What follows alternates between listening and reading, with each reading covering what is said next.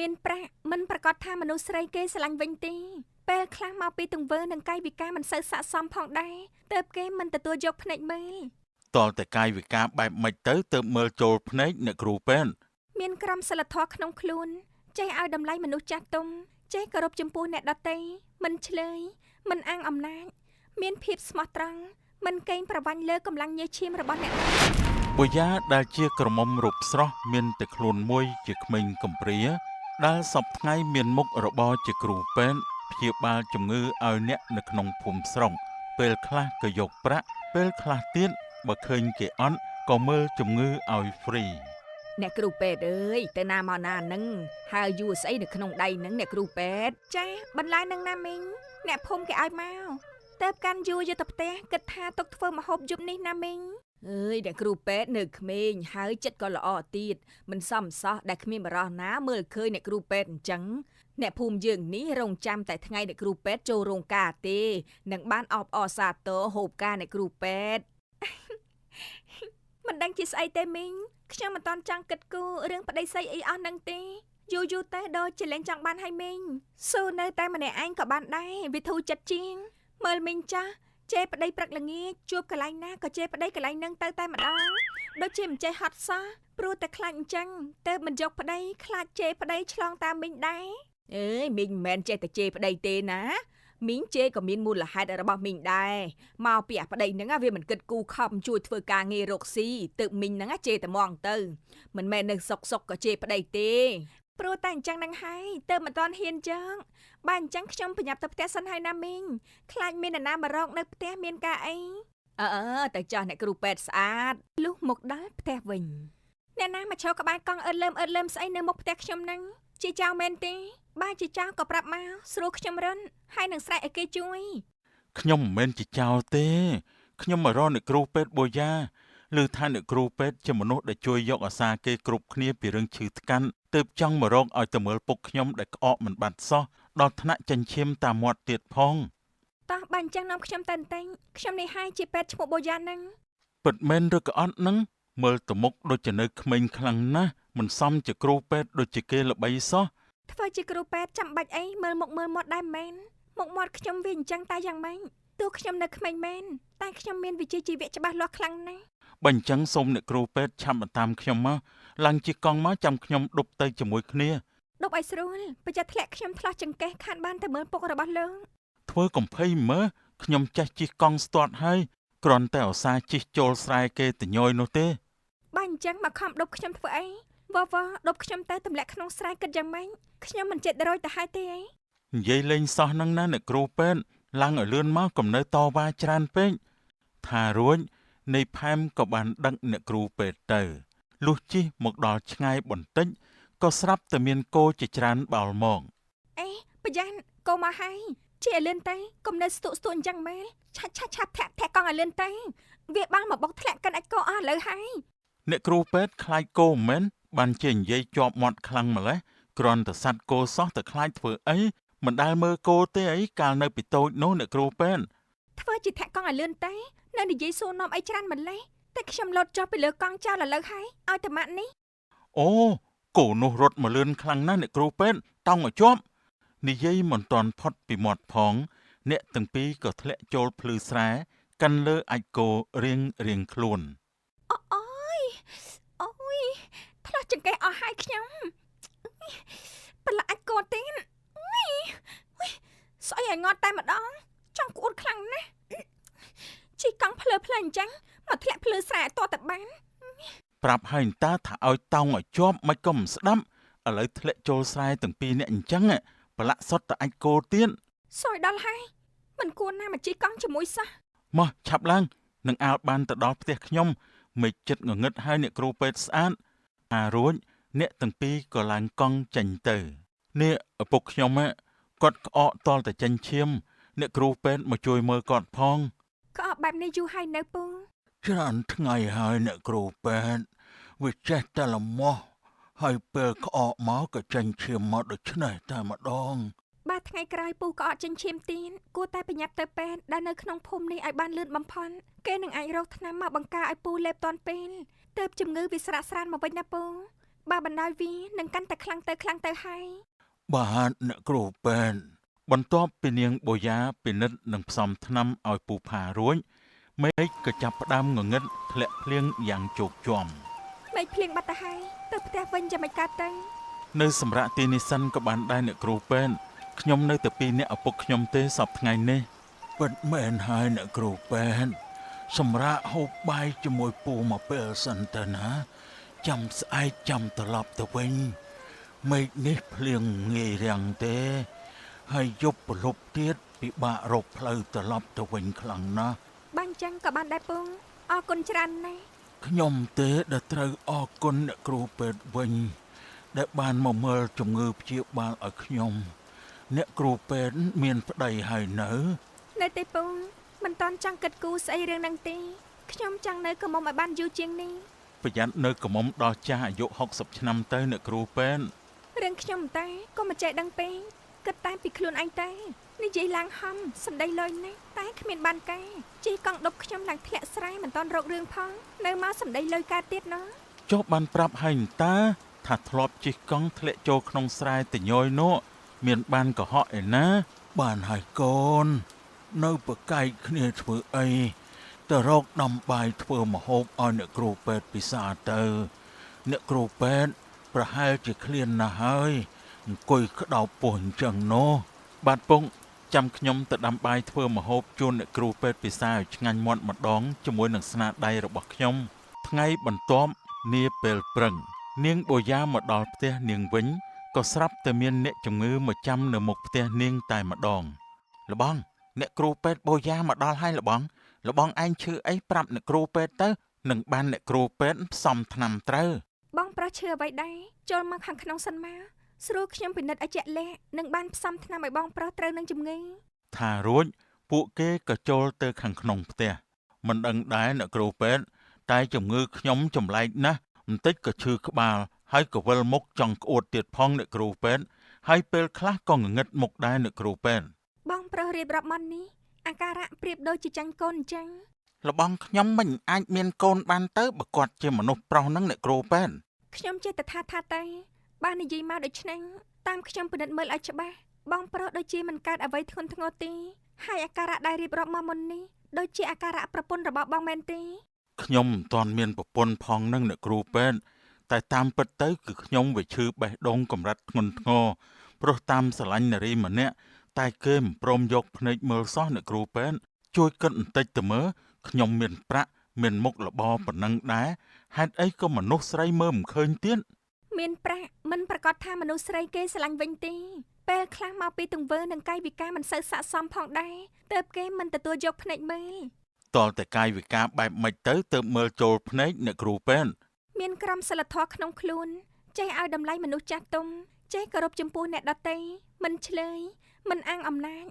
មានភាពស្មោះត្រង់មិនកេងប្រវ័ញ្ចលើកម្លាំងញើសឈាមរបស់អ្នកណា បើអញ្ចឹងខ្ញុំនឹងទៅធ្វើដើម្បីឲ្យអ្នកគ្រូពេទ្យបានមើលឃើញថាខ្ញុំល្អសម្រាប់អ្នកគ្រូពេទ្យនិងស័ក្តិសមជាបុរសដែលល្អសម្រាប់ធ្វើជាប្តីអ្នកគ្រូពេទ្យបាន បងប្រុសខ្ញុំមើលតែជំងឺមិនទទួលព្យាបាលមនុស្សឈួតទេ មើលនិយាយមិនក៏ថាឲ្យលបងខ្ញុំអញ្ចឹងអ្នកគ្រូពេទ្យអាប៊ឺមកុំស្រែកលោឡាដាក់អនាគតប្រពន្ធយើងយកប្រាក់ឲ្យអ្នកគ្រូពេទ្យរួចក៏ត្រឡប់ទៅធ្វើការវិញបានលបងសេក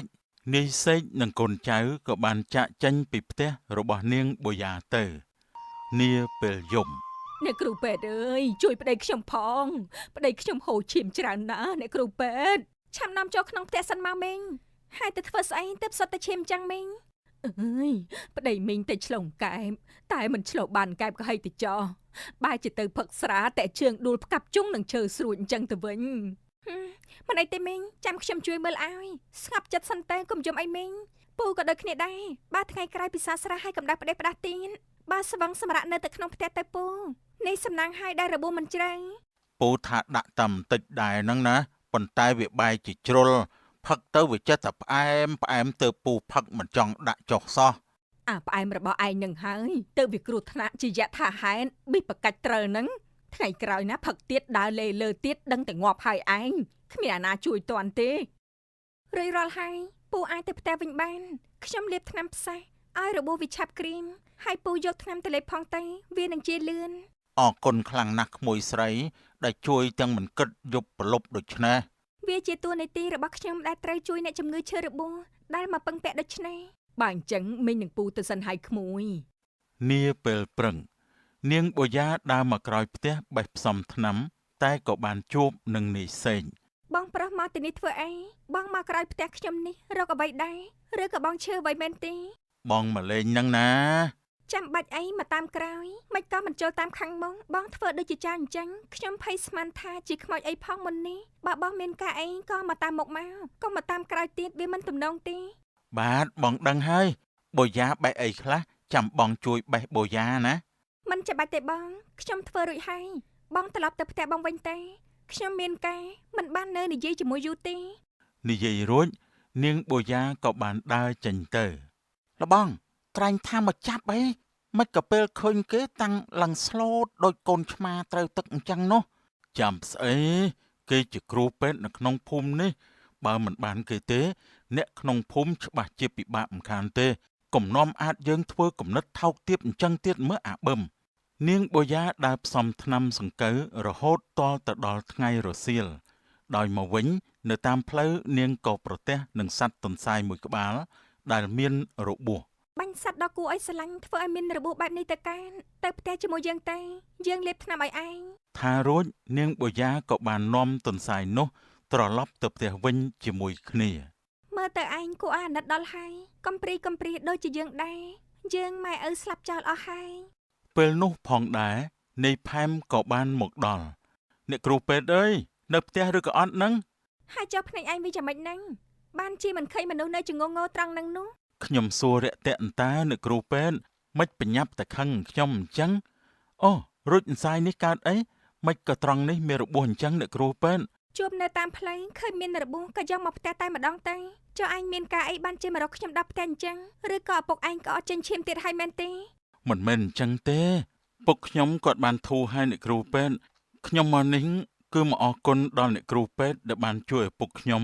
ដោយមិនយកប្រាក់កម្រៃសំបីតែមួយកាក់មួយសេនតទៅសោះអ្នកគ្រូពេទ្យចិត្តល្អណាស់បានអ្នកណាបានអ្នកគ្រូពេទ្យធ្វើជាប្រពន្ធដឹងតែសំណាងងាប់ហើយជាតិនេះ បើងាប់បាត់អញ្ចឹងតើបានអ្នកណាមកធ្វើប្តីខ្ញុំទៀតនោះ គឺបងនោះអីអ្នកគ្រូពេទ្យកំមុំ បងសេងបងឯងមកផ្ទះខ្ញុំធ្វើអីមានកិច្ចការអីជាមួយខ្ញុំមែនទេ បងមិនបានឈឺអីទេគ្រាន់តែមកសួរសុខទុក្ខធម្មតាប៉ុណ្ណោះចង់ដឹងថាអ្នកគ្រូពេទ្យនៅម្នាក់ឯងកើតអីឬក៏អត់តែបែរជាមកឃើញមនុស្សកំហិលខ្លះចង់មកញ៉ែញងអ្នកគ្រូពេទ្យទៅវិញទីនេះគ្មានមនុស្សកំហិលអីទេឯងមានភ្នែកចេះបើកមើលឲ្យសពគ្រប់ផងទៅយើងនិយាយគឺសំដៅមកលើឯងនេះហើយមកញ៉ែញងស្អីអនាគតប្រពន្ធគេហ្នឹងថយចេញឲ្យឆ្ងាយពីផ្ទះអ្នកគ្រូពេទ្យទៅ ណែឈប់មកព្រុសអីនៅនឹងទេខ្ញុំមិនមែនអនាគតប្រពន្ធអ្នកណាទាំងអស់ថយចេញទៅទាំងពីរអ្នកទេ ថារួចនាងបូយ៉ាក៏ទាញទ្វារបិទក្រឹបតែម្ដងកុំមកញ៉ាយញងអនាគតប្រពន្ធយើងទៀតឲ្យសោះវើយប្រយ័ត្នថាយើងមិនបានប្រាប់ណាអាកូនអ្នកក្រនឹងមានកំហុសដែរមែន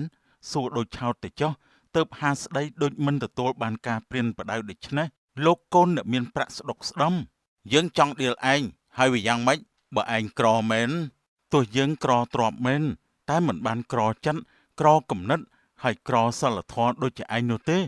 កុំមកមាក់ងាយថ្មេះដៀលអ្នកណាឲ្យសោះប្រយ័ត្នតែធ្លាក់ខ្លួនទៅគ្មានអ្នកណាមើលមុខទេវាគ្មានថ្ងៃនោះទេវើយទៅថ្ងៃមុខវាមើលមិនឃើញនោះទេ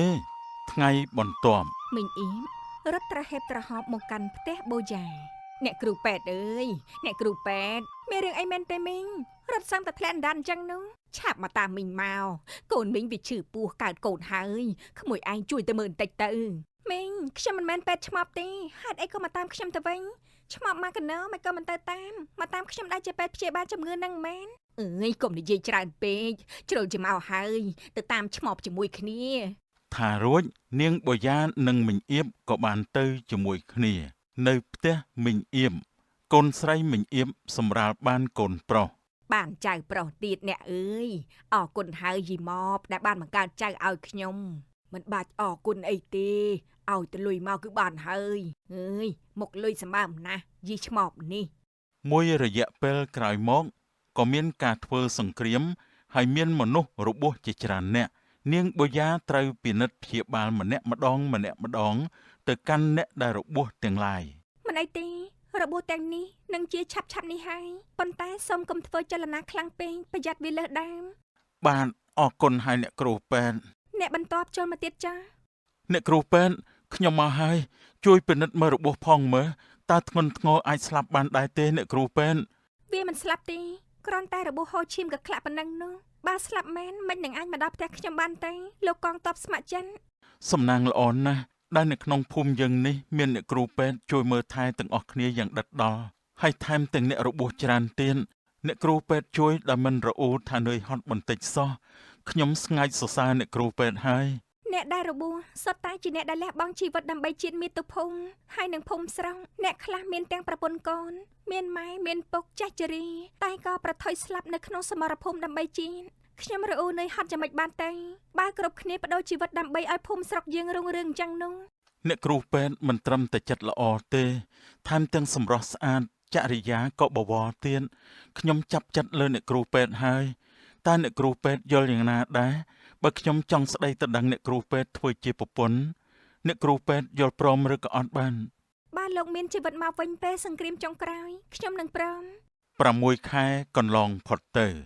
ការប្រយុទ្ធធ្វើសង្គ្រាមក៏បានបញ្ចប់រវាងសត្រូវជិតខាងអ្នកខ្លះក៏ស្លាប់ចោលប្រពន្ធចោលកូនអ្នកខ្លះទៀតក៏ស្លាប់ចោលឪពុកម្ដាយ